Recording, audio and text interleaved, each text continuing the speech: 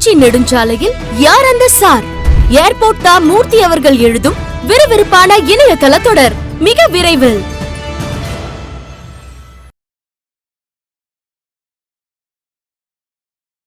குக்கு செய்தி நேயர்களுக்கு வணக்கம். நான் உங்கள் மகாலட்சுமி நாச்சியப்பன். இன்னைக்கு நம்ம இந்த வீடியோல எதை பத்தி பார்க்க போறோம் அப்படின்னு பாத்தீங்க அப்படின்னா, அதாவது வந்து பாத்தீங்கன்னா சாட்டை துரைமுருகன் அவருடைய யூடியூப் சேனலுக்கும் நாம் தமிழர் கட்சிக்கும் எந்த ஒரு சம்பந்தமும் இல்லை அப்படின்னு சீமான் அவர்கள் அறிவிச்சிட்டாரு. பாத்தீங்களா, கட்சிக்காக இரவு பகல் பாராம சீமான் அண்ணனுக்காக உழைத்த ஒரு நபரையே தூக்கி எறிந்து விட்டார் சீமான் அவர்கள் அப்படின்னு ஊடகங்கள் அவதூறு பரப்பி கொண்டிருக்குது. நிச்சயமா நம்ம இதற்கு ஒரு முற்றுப்புள்ளி வைக்கணும் அப்படின்னு நான் விரும்புறேன். ஏன் அப்படின்னா, சாட்டை துரைமுருகன் அண்ணா அவர்களினுடைய சாட்டை சேனல் அப்படின்றது அவருடைய தனிப்பட்ட சேனல். அதுல முதல்ல எல்லாம் பாத்தீங்க அப்படின்னா நாம் தமிழர் கட்சிக்கு சாதகமான பல விஷயங்களை அண்ணன் அவர்கள் வந்து வீடியோவாக பேசி இந்த மாதிரி தனிமையில பேசி வெளியிடுவார். இதனை வந்து எப்போ போடுவார் அப்படின்னு நான் உட்பட பல பேர் வந்து அதனை அந்த மீடியாவே பார்த்து கொண்டிருப்போம். ஆனால் தற்போது வந்து பாத்தீங்கன்னா அந்த சேனல் அப்படின்றது பிரபலமாக மாறி ப்ரமோட் ஆகி வந்து பாத்தீங்கன்னா மற்ற கட்சியினை சேர்ந்தவர்களையும் கூப்பிட்டு இன்டர்வியூ எடுக்கிறது, டிபேட் ஷோ பண்றது, இப்படி எல்லாம் பண்ணிட்டு இருக்காங்க. அப்போ பிஜேபியில இருந்து ஒரு நபர் வராருன்னு வச்சுக்கோங்களேன், அவருடைய தனிப்பட்ட கருத்தை வந்து அந்த சேனல்ல பதிவு பண்றாரு.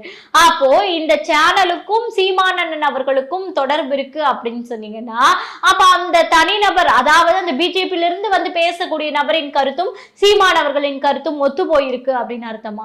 இல்ல. அப்ப இதற்காகத்தான் ஒரு முற்றுப்புள்ளி வைக்கணும் அப்படின்ட்டு நாம் தமிழர் கட்சியினுடைய ஒருங்கிணைப்பாளர் சீமான் அவர்கள் சாட்டை அவர்களினுடைய யூடியூப் சேனலுக்கும் கட்சிக்கும் எந்த சம்பந்தமும் இல்லை அப்படின்னு அறிவிப்பு வெளியிட்டிருந்தாரு. அவ்வளவுதானே தவிர சாட்டை துரைமுருகன் அவர்கள் நாம் தமிழர் கட்சியிலிருந்து நீக்கப்படுறார், அவருக்கும் இந்த கட்சிக்கும் எந்த சம்பந்தமும் இல்லை அப்படிலாம் ஒண்ணுமே சொல்லலையே. ஒரு தனிநபரின் கருத்து தனிவானது, ஒரு கட்சியின் கருத்து என்பது அது வேறு அப்படின்பதை வந்து விளக்கி சொல்லக்கூடிய காலகட்டாயத்துல சில விஷயங்களை சொல்லிதானே ஆகணும். ஏன்னா ஏற்கனவே சீமான் அவர்களின் மீது பல அவதூறுகள், இந்த விஜயலட்சுமி அவர்களுடைய விஷயமாக இருக்கட்டும், அதாவது இந்த வருண்குமார் IPS அவர்களினுடைய விஷயமாகட்டும், இப்படின்னு பல அவதூறுகள் அண்ணன் மீது பரப்பப்பட்டது இல்லையா? அதற்காக மீண்டும் மீண்டும் அவதூறுகள் வந்து சேர்க்க வேண்டாம் அப்படின்றதுக்கு ஒரு முற்றுப்புள்ளியாக இருக்கட்டுமே. இதில் என்ன தவறு இருக்கிறது? அதற்காக வந்து சீமான் அண்ணன் அவர்கள் சாட்டை அண்ணனை ஒதுக்கி விட்டார் அப்படின்றத அர்த்தம்? எப்படி இந்த ஊடகங்கள் ஒரு நியாயத்தை, ஒரு தர்மத்தை போதிக்க வேண்டிய இந்த ஊடகங்கள், அறச்செய்தியை பரப்பக்கூடிய ஊடகங்கள் இப்படி வந்து மாற்று வேலையை செய்கிறது என்றால் இதுதான் ஒரு ஊடகத்தின் வேலையா அப்படின்னு கேட்கக்கூடிய ஒரு தருணத்துலதான் நம்ம இருக்கோம். அதுக்கு அடுத்துதான் பாத்தீங்கன்னா தமிழகத்துல இன்னும் மீண்டும் பல என்னென்ன விஷயங்கள் நடந்திருக்கு அப்படின்றத பத்தியும் இந்த வீடியோல பார்க்கலாம். இப்போ வந்து பாத்தீங்கன்னா இந்த மீனாட்சி அம்மன் கோவில் சித்திரை திருவிழா, சித்திரை மாதத்துல நம்ம வந்து அடி எடுத்து வச்சுட்டோம் இல்லையா? சித்திரை திருவிழா அப்படின்றது வந்து பாத்தீங்கன்னா வெகு விமர்சையாக நடைபெறக்கூடிய ஒரு விஷயம். அந்த சித்திரை திருவிழாக்கு பேர் போட ஊரு அப்படின்னாலே மதுரை மீனாட்சி அம்மன் தானே. அந்த கோவிலுக்கு சித்திரை திருவிழாக்கு நாங்க கரண்ட் தர மாட்டோம் அப்படின்னு மாநகராட்சியின் சார்பாக ஒரு அறிக்கை வெளியிடுறாங்க. என்னையா நடக்குது தமிழ்நாட்டுல? ஒரு சித்திரை திருவிழாக்கு வந்து கொண்டாடுவதற்கு கரண்ட் தர மாட்டீங்கன்னு சொன்னீங்கன்னா எப்படி இந்த அறிவிப்பு நீங்க வெளியிடலாம் அப்படின்னு கேட்கும் போது கிட்டத்தட்ட 1 கோடி ரூபாய்க்கு மேல் கரண்ட் பில் நிலுவைத் தொகை இருக்கான் சித்திரை திருவிழா, அதாவது மீனாட்சி அம்மன் கோவிலின் மீது 1 கோடி ரூபாய்க்கு நிலுவைத் தொகை இருந்தால் அப்போது அந்த மீனாட்சி அம்மன் கோவிலில் வரக்கூடிய அந்த வருமானம், உண்டியல் வருமானத்தை என்ன செய்கிறீர்கள் அறநிலைத்துறை அமைச்சர் சேகர் பாபு அவர்களே அப்படின்ற ஒரு மிகப்பெரிய கேள்விக்குறிதான் இந்த இடத்துல எழுகிறது. சரி, இந்த கோவில்ல சரியான வருமானம் இல்ல போல இருக்கு அப்படின்னு நம்மளும் சில விஷயங்களை புரட்டி பார்ப்போம் அப்படின்னு நாங்க ஒரு விஷயங்களை தேடி படிக்கும் போதுதான் தெரிகிறது. கிட்டத்தட்ட 15 வருடங்களாக மீனாட்சி அம்மன் கோவிலினுடைய உண்டியல் வருமானம் அப்படின்னு எடுத்துக்கிட்டீங்கன்னா 100 கோடி ரூபாய் வந்திருக்கு. வெறும் 1 கோடி ரூபாய் தான் கரண்ட் பில்லு, அதை உங்களால கட்ட முடியல. அப்போ அந்த 100 கோடி என்ன பண்ணீங்க, எங்க போச்சு அப்படின்னு ஒரு கேள்வி இருக்குல்ல. ஏற்கனவே பாத்தீங்கன்னா இந்த தைப்பூசம் திருநாள்ல எல்லாம் வந்து லட்சக்கணக்கான பக்தர்கள் முருகரை வழிபடும் போது ஒரு அடிப்படை தேவை, ஒரு சிறுநீர் கழிக்கக்கூடிய அந்த ஒரு அடிப்படை தேவையோ, ஒரு தண்ணீர் அருந்தக்கூடிய ஒரு தண்ணீர் பந்தலோ, ஒரு உட்கார்ந்து அமருவதற்கு ஒரு இடமோ கூட வசதிகள் செய்யப்படல. அப்போ இந்த மாதிரி ஒரு மிகப்பெரிய இந்து சமய அறநிலைத்துறைக்கு உட்பட்ட பல கோயில்களில் வரக்கூடிய அந்த வருமானங்களை நீங்கள் என்ன செய்து கொண்டிருக்கிறீங்க அப்படின்ற கேள்விதான் வந்து இங்க வந்து பேசு பொருளா மாறி இருக்கு. அதை நான் உங்களிடமே வந்து விடுறேன். இந்த இடத்துலதான் நம்ம உற்று நோக்கக்கூடிய விஷயம், மதத்தை வைத்து இந்து மதத்துக்கு எதிராக அரசியல் பேசக்கூடியவங்க தானே திமுக. சைவம் வைணவம் என்று பேசக்கூடியவர்களும், பொட்டு வைத்தவர்கள் சங்கிகள் என்று பேசக்கூடிய நீங்கள், இந்துக்களுக்கு இந்த மாதிரி வருமானம் வரக்கூடிய, இந்து மக்கள் மூலியமாக வருமானம் வரக்கூடிய இந்த வருமானத்தை இப்படி சொரண்டி தின்பது நியாயமா அப்படின்ற ஒரு கேள்வி இருக்குல்ல. இதைதான் வந்து இங்க நம்ம வந்து இந்த இடத்துல பேச வேண்டிய ஒரு விஷயமா இருக்கு. அதுக்கு அடுத்து அப்படி என்ன அப்படின்னு பாத்தீங்கன்னா, ஏற்கனவே 2 தினங்களுக்கு முன்னாடி பாத்தீங்கன்னா ஒரு பெண் குழந்தை, 8ஆம் வகுப்பு பெண் குழந்தை வந்து பாத்தீங்கன்னா வெளியில உட்கார வச்சு, கோவையில வெளியில படிக்கட்டுல உட்கார வச்சு தேர்வு எழுத வச்சாங்க அப்படின்னு சொல்லிட்டு ஒரு செய்தி பரபரப்பா போயிட்டு இருக்கு.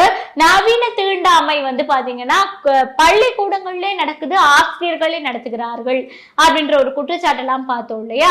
அதற்கு முற்றுப்புள்ளி வைப்பதற்காக ஏஎஸ்பி ஸ்ருஷி அப்படின்றவங்க என்ன வெளியிட்டு இருக்காங்க அப்படின்னா, இது வந்து தீண்டாமை எல்லாம் கிடையாது, நாங்க விசாரணை பண்ணும், அதுல என்ன தெரிய வந்தது அப்படின்னா இது தீண்டாமை கிடையாது, அந்த பெண்ணுக்கு வந்து பூ பெய்தி இருக்கிறாள், அதனால வந்து தொற்றுக்கள் வந்து பிறருக்கு பரவாமல் இருக்கணும் அப்படின்றதுக்காக நாங்க தனிமைப்படுத்தி உட்கார வைக்கணும்னு சொல்லி அவங்க அந்த பெண்மணியுடைய அந்த குழந்தையினுடைய தாயே வந்து கேட்டாங்க, அதனாலதான் நாங்க தனிமையில உட்கார வச்சோம் அப்படின்னு சொல்லிட்டு விளக்கம் கொடுத்திருக்காங்க.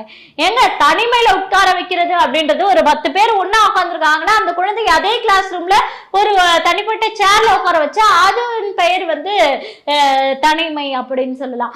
ஆனால் ஒரு 10 பேர் உட்கார்ந்து எழுதக்கூடிய எக்ஸாம் சென்டர்ல அந்த பிள்ளையை நீங்க வந்து வெளியில படிக்கட்டுல உட்கார வச்சு எழுதுறது கூட வாட்டை இல்லாம உட்கார வச்சு எழுத வைக்கிறீங்கன்னா அப்ப இதற்கு பெயர் தீண்டாமை இல்லை அப்படின்னு பூசி முழுகிறீங்களே, இது எந்த விதத்துல நியாயம் அப்படின்ற ஒரு கேள்வி இருக்குல்ல.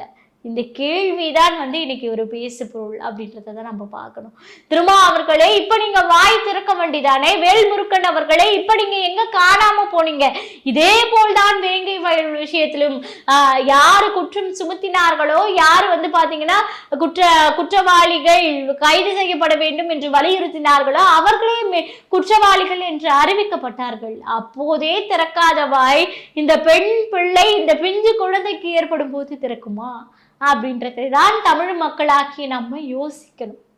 அதுக்கப்புறம் பாத்தீங்கன்னா சட்டம் ஒழுங்கு தமிழ்நாட்டுல எந்த அளவு சீர்கட்டு இருக்கு அப்படின்றதுக்கு உங்களுக்கு 2-3 உதாரணம் சொல்றேன். 2 நாட்களுக்கு முன்னாடி பாத்தீங்கன்னா வேளச்சேரியில அதாவது மாசு, ஏற்கனவே அந்த அண்ணா பல்கலைக்கழக விஷயத்துல பாலியல் குற்றவாளியா ஒருத்தன் இருந்தால அவனை வந்து ஆதரிக்கக்கூடிய ஒரு சீஃப் கெஸ்ட் யாரு, நம்மளுடைய மாசு அவர்கள் வந்து பாத்தீங்கன்னா 2 நாட்களுக்கு முன்னாடி வேளச்சேரியில திமுகவினுடைய ஒரு கூட்டத்துல கலந்து கொள்வதற்காக வருகிறார். இதனால அந்த இடத்துல கடும் போக்குவரத்து நெரிசல் இருக்கு. அதனை சரி செய்து கொண்டிருந்த காவலர் எஸ்ஐ கனகராஜ் அப்படின்றவர் மீது திமுக காரர்கள் மது போதைகள் கண்மூடித்தனமாக தாக்குகிறார்கள். ஐயா முதல்வர் அவர்களே, இதுதான் உங்கள் சட்டத்துறையின் லட்சணமா? இதுதான் உங்களை இரும்புக்காரமா அப்படின்ற கேள்விதான் இங்க எழுப்பப்பட வேண்டிய ஒரு விஷயமா இருக்கு. மது போதையில் ஒரு காவலரை தாக்குகிறார்கள் என்றால் இந்த தைரியமும் இந்த துணிச்சலும் எங்கிருந்து வந்தது? இந்த ஆட்சி அதிகாரத்தை பயன்படுத்தி தானே நீங்கள் இதுல எல்லாம் செஞ்சு கொண்டு இருக்கீங்க அப்படின்னு ஒரு விஷயம் இருக்குல்ல. அப்போ இந்த இடத்தில் தண்டிக்கப்பட வேண்டியவர்கள் இந்த மது போதை போட்டு கொண்டு வந்து தாக்கியவர்களா, அல்லது காவல்துறையினரா, அல்லது இந்த காவல்துறையினை கட்டுப்பாட்டில் வைத்திருக்கக்கூடிய யார், முதல்வரா அப்படின்னு ஒரு கேள்வி இருக்குல்ல. இந்த கேள்விதான் வந்து ஒரு மிகப்பெரிய உற்று நோக்கக்கூடிய விஷயம்.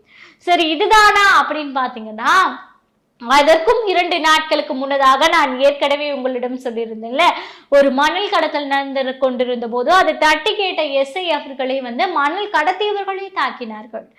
அப்போ அந்த இடத்துல வந்து ஒரு குற்றம் நடக்குது அப்படின்றது, கொள்ளை போகுது அப்படின்றதுக்காக தடுக்க வந்த அந்த எஸ்ஐயை கடத்தியவர்களே தாக்குகிறார்கள் அப்படின்னும் போது இந்த இடத்துல வந்து காவல்துறைக்கு வந்து எந்த ஒரு டம்மி பீஸாக தானே அந்த இடத்துல அவங்க இருந்திருக்காங்க. அப்ப காவல்துறை வலுவிழந்து இருக்கிறது என்பதற்கு இதெல்லாம் சாட்சிகள் பத்தாதா அப்படின்றதுதான் வந்து இந்த இடத்துல வந்து பேசு பொருளா மாறி. அதுக்கடுத்து பாத்தீங்கன்னா அதிமுக பாஜக கூட்டணி அப்படின்றது அறிவிக்கப்பட்டது. அதுவே ஒரு பேசு பொருளாக பல நாட்களாக மாறி இருக்கிறது. அந்த அதிமுக பாஜக கூட்டணி கூட நிர்பந்தத்தின் பெயரால் தான் வந்து நாங்கள் கூட்டணி வைத்தோம் அப்படின்ட்டு அதிமுகவின் பல மேடைகள்ல பல பேர் பேசிட்டு இருக்காங்க. அப்படி என்னையா உங்களுக்கு நிர்பந்தம்? உங்களுடைய அமைச்சர்களின் ஊழல் பட்டியல் யாராவது வெளியிட்டுருவாங்கன்னுட்டு காலை போய் பிடிச்சிங்களா? அதுதான் அந்த நிர்பந்தையா? அதுதான் அந்த நிர்பந்தனையா அப்படின்னு ஒரு கேள்வி. அதுக்கு அடுத்து அதாவது ஏடிஎம்கேவே பல இதுவாக சிதறி இருக்கு. அப்படி இருக்கும்போது அந்த இரட்டை இலை சின்னமும் நம்மை விட்டு போய்விடுமோ அப்படின்றதுக்காகத்தான் அந்த நிர்பந்தனை விதித்து நீங்கள் அவர்களுடன் கூட்டணி வைச்சிங்களா அப்படின்னு ஒரு கேள்வி இருக்குல்ல. அப்போ ஒரு நிர்பந்தத்தின் பேரில் தான் இதெல்லாம் செய்யறீங்க அப்படின்னா உங்களுடைய சுதந்திரம் எங்கே போனது? அப்போ உங்களுடைய இந்த கூட்டணி கட்சியை மக்கள் எப்படி ஏற்றுக்கொள்வாங்க அப்படின்னு கேள்வி இருக்குல்ல. அதாவது கிட்டத்தட்ட 2020 ஆண்டுக்கு இன்னும் பல மாத காலங்கள் இருக்கு.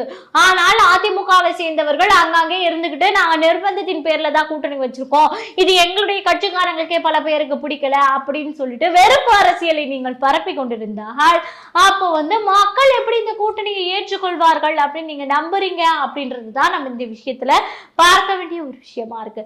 பாஜகவினுடைய தலைவராக திரு நயினா நாகேந்திரன் அவர்கள் தேர்வு செய்யப்பட்டார். அவரிடம் போயிட்டு பொன்முடி சர்ச்சைக்கு பேச்சு குறித்து நீங்கள் எந்த ஒரு ஆர்ப்பாட்டமும் அறிவிக்கலையே, ஏன் அப்படின்னு கேட்கும் போது நான் இதை வந்து எடப்பாடி அவர்களிடம் பேசிட்டு தான் நான் வந்து உங்ககிட்ட சொல்லணும் அப்படின்ற. ஏன் கூட்டணி தானே வச்சுக்கிறீங்க? பாஜக என்பது ஒரு தனி கட்சி, அதிமுக என்பது ஒரு தனி கட்சி. நீங்கள் மக்களுக்காக என்ன செய்ய போகிறீர்கள், அதிமுக மக்களுக்காக என்ன செய்ய போகிறார்கள் என்பதை தானே மக்கள் பார்ப்பாங்க. அவங்க 19ஆம் தேதி பொன்முடி சர்ச்சை பேச்சுக்கு எதிராக போராடுகிறார்கள், நீங்கள் தனியாக போராட வேண்டியதுதானே. இதே திரு அண்ணாமலை அவர்கள் இருந்த போது அந்த டாஸ்மாக் ஊழலின் போது டாஸ்மாக் கடை வாசலிலேயே ஆங்காங்கே வந்து பாத்தீங்கன்னா முதல்வர் ஸ்டாலின் அவர்களினுடைய போட்டோ வந்து மாட்டப்பட்டது. அப்போ இதெல்லாம் வந்து தனித்தனியாக செய்யும் போது இன்னைக்கு நயினா நாகேந்திரன் கூட்டணி அமைத்தவுடன் நாங்கள் எடப்பாடி அவர்களை கேட்டு முடிவு சொல்கிறோம் அப்படின்னு சொல்றது, இது என்ன அரசியல் செய்றீங்களா இல்ல வந்து கூட்டணின்ற பேர்ல கும்மி அடிக்கிறீங்களா அப்படின்ற ஒரு கேள்விதான் இருக்கு. ஆனால் இன்னைக்கும் மக்கள் பிரச்சனைகளுக்காக, குறிப்பாக வக்பு விஷயமாக இருக்கட்டும், இல்லை இந்த சர்ச்சை பேசுகளாக இருக்கட்டும், மக்களுக்கு என்ன பிரச்சனை ஏற்பட்டாலும் களத்தில் நின்று போராடக்கூடிய ஒரே தலைவராக, அதுவும் இங்கெல்லாம் நம்ம பாராட்டக்கூடிய ஒரு விஷயம் என்னன்னா, ஒரு மனிதன் தனியாக களத்தில் தனித்து நின்று போட்டியிடுகிறான் என்பதே ஒரு வரவேற்கக்கூடிய விஷயம். ஏனால் நோட்டுக்காகவும் சீட்டுக்காகவும் அடிமையாக தங்களுடைய கட்சியை விலை போக வைக்கக்கூடிய இந்த தமிழ்நாட்டில் எந்த ஒரு கட்சிக்கும் விலை போகாமல் தனித்து நின்று நான் வந்து சிஎமாகலனா பரவாயில்ல, ஆனால் என்னுடைய வெற்றி சதவீதம் என்பது அதிகரிக்கிறது அல்லவா, அதுவே நான் வந்து அதாவது வந்து தற்போதைய வெற்றிக்கு நான் ஆசைப்படவில்லை, தற்போதைய தோல்வி எனக்கு கிடைத்தாலும் பரவாயில்ல, நிரந்தர வெற்றி என்னுடைய தமிழ் தேசியவாதிகள் தமிழ் மக்கள் வந்து அனுபவிக்கணும் அப்படின்றதுக்காக நான் களத்தில் போராடுகிறேன் என்று போராடக்கூடிய சீமானவர்கள் அல்லவா உண்மையான போராளி.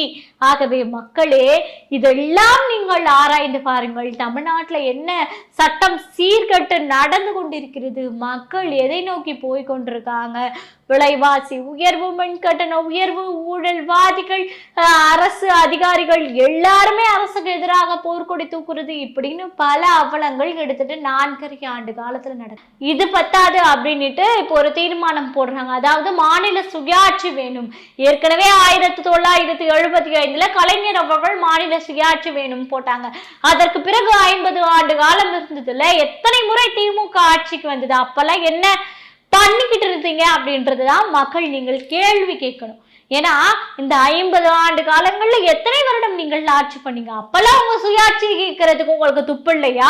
கிட்டத்தட்ட 4.5 ஆண்டு காலம் ஆட்சி போயிடுச்சு. இன்னும் 6 மாத காலத்துல நீங்க தேர்தலை சந்திக்க போறீங்க. இப்போ மாநில சுயாட்சி வேணும் ஒரு தீர்மானம், ஒரு நாடகம் நீங்கள் நடத்துறீங்கன்னா பார்த்து கொண்டிருக்கக்கூடிய தமிழக மக்கள் முட்டாள்களா, ஏமாளிகளா அப்படின்றதால தானே நீங்க இதெல்லாம் செய்யறீங்க அப்படின்னு ஒரு கேள்வி இருக்குல்ல. இந்த கேள்விகள் அனைத்திற்கும் விடை உங்களிடமே நான் விட்டு விடுகிறேன். இதே போல் மற்றொரு பயனுள்ள நிகழ்ச்சியில் சந்திக்கிறேன். நன்றி, வணக்கம். திருச்சி நெடுஞ்சாலையில் யார் அந்த சார்? ஏர்போர்ட் மூர்த்தி அவர்கள் எழுதும் விறுவிறுப்பான இணையதள தொடர் மிக விரைவில்.